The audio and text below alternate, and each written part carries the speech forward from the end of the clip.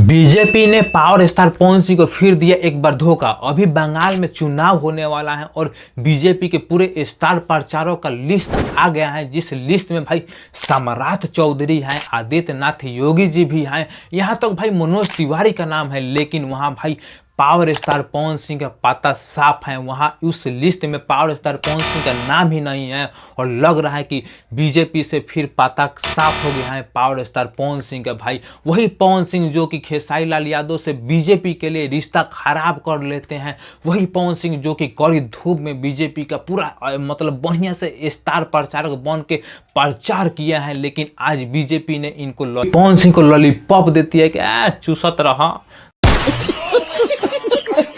तो मैं तो भाई कहता हूं कि भाई अभी आप फिल्म इंडस्ट्री में ही काम कीजिए, बाकी नेतागिरी के बाद में सोचिएगा। भाई अभी आपका इंडस्ट्री भोजपुरी इंडस्ट्री में चलो बरकरार है भाई।